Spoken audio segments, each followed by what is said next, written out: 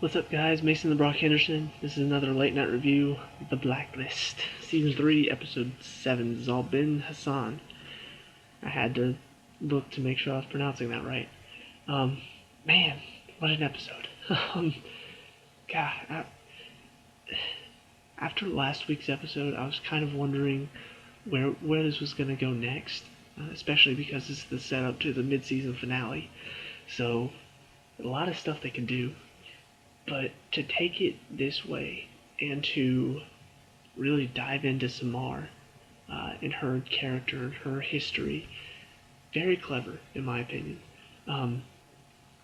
You start off getting to see her as a kid.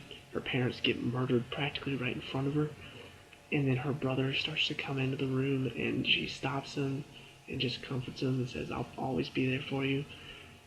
Come to find out that there's a man who is going around he's kind of an enemy of Israel. He's upset that these people are like selling Israel some stuff. I can't remember exactly what it was, but basically they're helping out Israel. So Hassan decides that's got to stop. He kidnaps these people.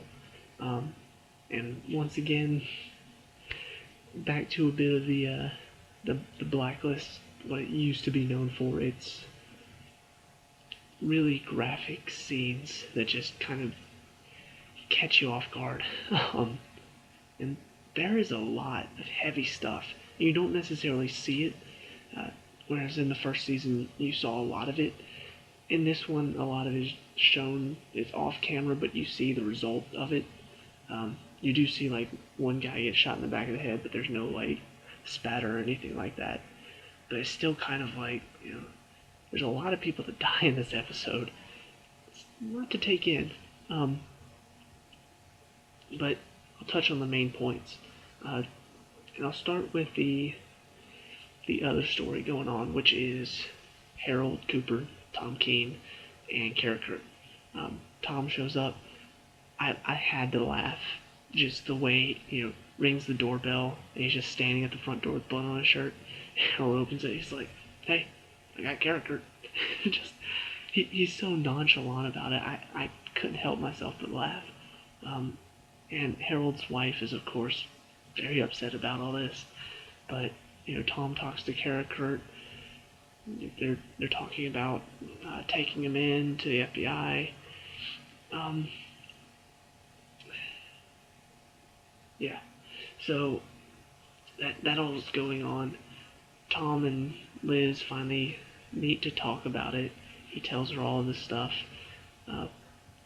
but the director got Solomon. He went to the restaurant where Tom was, got his number, and they started tapping his phone. So they hear a call, hear about the meeting. But because Aram is a genius, he saw what was going on. He tapped into their lines and heard the call as well. So Wrestler and the team get there first, but they find Solomon there, but no Lizzie and Tom. Later, at first I was like, wait, how did they get out of there? Like that. You later find out that Harold apparently was contacted by Wrestler, telling him what they found out, and so Harold, knowing that Lizzie and Tom were going to be there, contacted them and told them about it, so they got out before all that happened. But there was a very, I'll get to the rest of that later. The storyline between the director and Solomon, very interesting right now. I don't know how much of this was planned, but Solomon was at the restaurant when Wrestler and the team, go in to get him, or to get Lizzie and Tom. And so they find him, Wrestler finds him there, takes him in for questioning, and then the director steps in when Wrestler has to go away, and interrogates him using a fishhook. And I don't know if that was planned. Later it shows Solomon, he's got the bandage on, talking to the director. The director's like, I appreciate you understanding why I had to do what I did. And Solomon just like pats him on the back and says, "Don't worry, you'll experience worse than that." And so I don't know if like that was the plan to, get them to kind of be separate so that there was no more suspecting of them working together or something like that. I don't know what the plan was there, but if that was the plan, it's freaking ingenious. At the same time, it's also kind of cutthroat, uh, pun intended. So I don't know. That was very interesting. Anyway, moving on. Um, so like I said, Tom meets Lizzie. They talk about it, and at the end, Red contacts Harold, telling him that to hold off on turning Carrot in because he has another way to get Lizzie exonerated. But now we'll talk about the main storyline, which was really crazy. And not completely unexpected. I kind of suspected it, but it wasn't something that I was seriously considering. But once you finally find out, anyway, I'll talk about it I'll talk about it in order so I can talk about my feelings. Um, but anyway, it starts off with they infiltrate Hassan's warehouse, based on what the guy that got shot on camera reflection in his glasses. They see the power plant that they're being held at. So they infiltrate the compound and, shoot up all the bad guys, save the kidnapped people except for the one that got shot, obviously. But they also find 3 kidnapped people, one of them being Samara's long lost brother that she thought had died in a bombing. At that point, I'm like, what? Like that? Okay. How? What? It caught me by surprise. I was like, wait a minute. There's no way. Like, that. What? So anyway, they take them back to headquarters. Meanwhile, Red is looking for uh, Hassan, and he and Lizzie go to one of those shirt cleaning places. I can't remember the name of them right now, but they go there, talk to the guy who apparently is kind of Hassan's setup man or something. I can't think of names of stuff right now. Like it's late. I need to drink more Monster.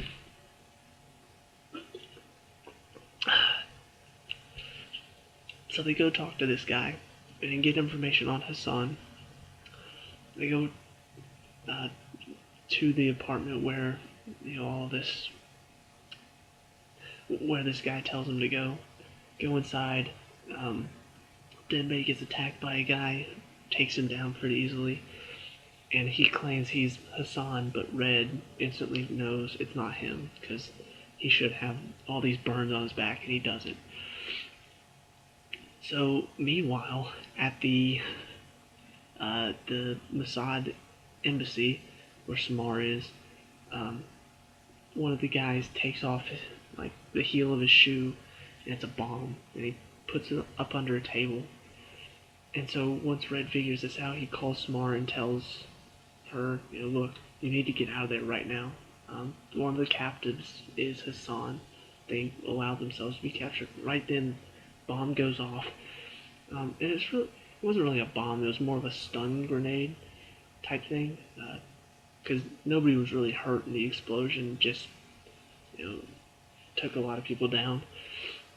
So the bad guys start moving through the place. Samar manages to sneak away, gets upstairs, and she hears guys coming, hides behind one of the furniture. The guy opens up the room her brother's in. It says, Hassan, we've got the place surrounded. And her brother's like, where's my sister? And it just, when they said that, it all kind of clicked. Because like I said, I suspected that I honestly didn't suspect he was actually Hassan. I suspected he might be working for Hassan. Because I think it was kind of obvious that one of the prisoners was Hassan, because it was just, I don't know, it was too easy to find that place, and it was too easy for them to infiltrate and, get rid of all the bad guys, and then that one guy escapes. It all just seemed too easy. So I kind of suspected that one of the bad guys, or one of the captives, was Hassan. I suspected that her brother was working for him. No clue that he was actually Hassan. But whenever you found that out, it just clicked in my mind that the bombing was set up by him. And it takes Samar a little while to finally understand that, but the bombing that supposedly killed him was actually set by him. Um, you kind of figure out that he, you know, his motivations were made clear. I just don't remember them that well. I remember him talking about how Israel was the enemy and all that stuff. So I don't know when he decided that. I don't know. I don't really know when that idea was put in his mind or what caused it. But basically, he believes that Israel is the enemy, and that's why he started his terrorism acts. And after the bombing, he became kind of a legend. But Samar shares like this intimate moment with a guy that she used to know from the Mossad, uh, right before he gets shot, really bad. And the blood in that scene was like kind of ridiculous. It was like pouring out of his wound. I'm like, dang, it's like Walking Dead, like amount of blood coming out of him right now. So of course he doesn't make it. They take Samar hostage. I'm thinking, is this gonna like set up into the finale? They get to the boat, and then Red's people show up, take them all out except for Hassan. And there's a really like, it's a very emotional moment for Samar because he, like Red gives her the option. You can either take him to jail, and he'll go through the system and he'll likely die, starvation in some hole that he'll rot in, or you can give him to me and he'll die a meaningful death. She's like, for what end? To exonerate Elizabeth, of course. And she just, he kind of looks at her with just despair, and he's like, you always said you'd protect me. She said, my brother died in wherever it was. And you can see just all the emotion going through her in that moment. Like she knows that's her brother, but in her mind, she's almost convinced herself that that's not her brother anymore, and she has to, or else it'll just eat her up inside. And so, sure enough, Red takes Hassan and is using it for some sort of deal so he can get a sit down with somebody. I'm not sure who, but I'm pretty sure that will be revealed next episode. But I mean that's almost everything, and I don't want to talk about what happens next too long because I'm not sure how much of it is relevant. So let me first talk about what happens with the director. Wrestler gets back, and kind of, I was worried that this was going to be one of those things where the director does all this stuff and nobody notices it, and Wrestler is like trying to tell them, look at what he's done, and they just keep saying, no, he didn't. But finally, something good comes of this, because Aram, like I said, was tapping that line and found out about that stuff. Wrestler tells the lady that set all this up, the director working within the FBI task force, he tells her that they had tapped Tom Keene's line, and that's why they invaded that restaurant when they found Solomon, because she was asking what was the point of all that. And she says, well, so he didn't share that information? He's like, no. She's like, and earlier in that episode she had said, share all the information with each other. And that's like the last straw for her, so she kicks the director out of the FBI task force. She says, you and your men have all your stuff packed up and ready to go by tomorrow. I'm like, finally! Like, finally something goes the task force way. I think the director may die in this mid-season finale, because things are just getting worse and worse for him, thanks to Reddington and Wrestler. I don't think it's the end of the cabal. I think somebody else will step up, but I think he may be gone next episode. So that happens. finally, finally the end of the director being around. But one thing that may or may not play in later, if it does, I hope they do it well, because oftentimes when this thing happens, they take it and make it stupid and just make it something that is talked about when it really shouldn't be, or talked about in a way it shouldn't be.